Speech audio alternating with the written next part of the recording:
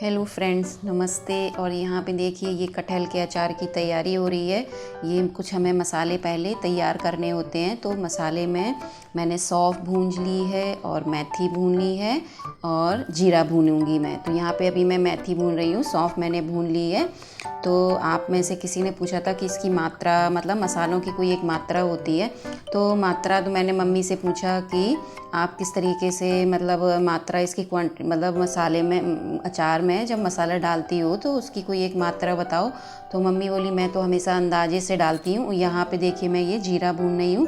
तो उन्होंने मैंने कहा फिर भी एक कोई मात्रा बता दो। तो उन्होंने कहा कि जैसे कि आप 2 मुट्ठी सौंफ डालेंगे तो 1 मुट्ठी मेथी होगी, और 1 मुट्ठी मेथी होगी तो मेथी से कम जीरा होगा। तो यानी कि सबसे ज़्यादा सौंफ से कम मेथी और मेथी से कम जीरा। और इस अचार में सिरका थोड़ा ज़्यादा पड़ता है। ये एक तसले में मम्मी ने 2-3 ऐसे ढक्कन करके डाला है वो सिरका, क्योंकि सिरका की मात्रा थोड़ी कटहल के अचार में ज़्यादा पड़ती है। और यहाँ पे ये 1 किलो कटहल मम्मी पापा लेके आए थे। तो उस दिन मेरे ब्लॉग में है, तो उसी दिन मम्मी ने इसको हल्का सा बफा के और धूप में 1 दिन के लिए छोड़ दिया था, क्योंकि उस दिन धूप थोड़ी अच्छी थी। और इसे अच्छी धूप में सुखाना है ताकि इसके अंदर की जो नमी है वो सारी ख़त्म हो जाए, क्योंकि हम इसको बफाते हैं तो हमें 1 दिन की धूप दिखानी होती है। फिर 1 दिन धूप में दिखाने के बाद शाम को मम्मी ने इसमें हल्दी और सिरके में इसको ऐसे मिक्स करके और रात भर के लिए छोड़ दिया था। और ये दूसरे दिन का है। तो यहाँ पे मम्मी ने एक तसले में ये सिरका और वो जीरा और मेथी जो पाउडर बनाया सौंफ का, उसमें डाला है, मतलब सारे कटहल को डाल दिया। और डालने से पहले कटहल के सारे बीज निकाल दिए, क्योंकि बीज से ना अचार थोड़ा सा ख़राब होने के चांस रहते हैं। आप बीज अगर चाहो तो बाद में मिक्स कर लो, लेकिन कटहल के जो टुकड़ों में है उससे निकाल दो। तो यहाँ पे मम्मी ये इस तरीके से मिक्स कर रही हैं। और उनकी मैंने मात्रा के लिए मैंने आपको बताया कि देखो यहाँ पे 1 किलो कटहल है, तो उसमें मम्मी ने 2 मुट्ठी सौंफ और 1 मुट्ठी मेथी और उससे मेथी से कम जीरा लिया। तो यहाँ पे हल्दी डाली है, देखिए हल्दी 1 चम्मच हल्दी और मिर्च। वो ज़्यादातर अंदाज, मतलब मात्रा जो अचार के जो मसालों की वो होती है वो ऐसे ही डालती हैं। और मैंने कभी भी उनके अचार, मतलब बचपन से अचार खाती आ रही हूँ, छोटे से ही मम्मी माँ के हाथ के अचार खा रही हूँ, लेकिन मैंने कभी उनके अचार ख़राब होते हुए नहीं देखे हैं। इतने पुराने अचार पड़े रहते हैं कि आप सोच भी नहीं सकते उनका, मैंने तो कभी नहीं देखा है, किसी ने ही नहीं देखा है।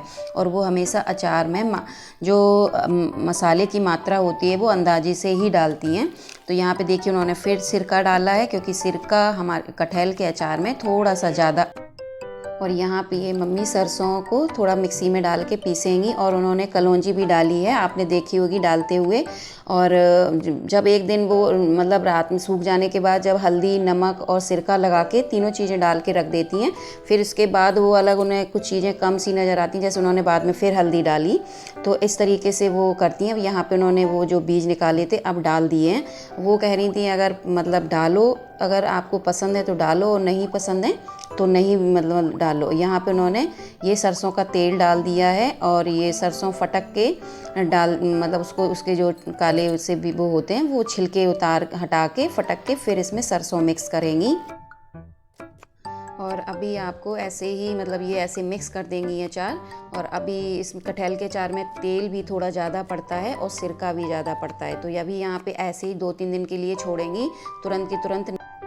तो ये तुरंत के तुरंत भर के नहीं रखते हैं। तो 2 दिन बाद मम्मी ने फिर अचार को खोल के देखा। 2 दिन जैसे रखा तो उन्होंने चलाती रही, लेकिन फाइनली आज फिर उन्होंने देखा कि इसमें थोड़ा सा सिरके की कमी लग रही है। तो उन्होंने आज फिर सिरका इसमें डाला और थोड़ा ऑयल डाला। और यहाँ पे देखिए उन्होंने सिरका मिला के फिर अच्छे से चलाया सारा अचार। और ये देखिए उन्होंने आज वो फाइनली उन्होंने कंटेनर में अचार भर दिया। और आज की वीडियो अगर आपको पसंद आई हो तो लाइक करें, चैनल को सब्सक्राइब ज़रूर कीजिए। और कटहल का अचार अगर पसंद आया हो तो भी लाइक और सब्सक्राइब करके ज़रूर जाना। और ये देखिए उनको ऑयल भी कम लग रहा था तो उन्होंने फिर ऑयल डाला। और फाइनली अचार पूरा कंप्लीट हो गया है। तो इसे किसी कंटेनर में भर के रख देंगे। और आपको अगर अचार से संबंधित कोई भी जानकारी लेना हो तो आप कमेंट करके पूछ सकते हैं। और मिलती हूँ न्यू ब्लॉग के साथ। तब तक के लिए बाय बाय।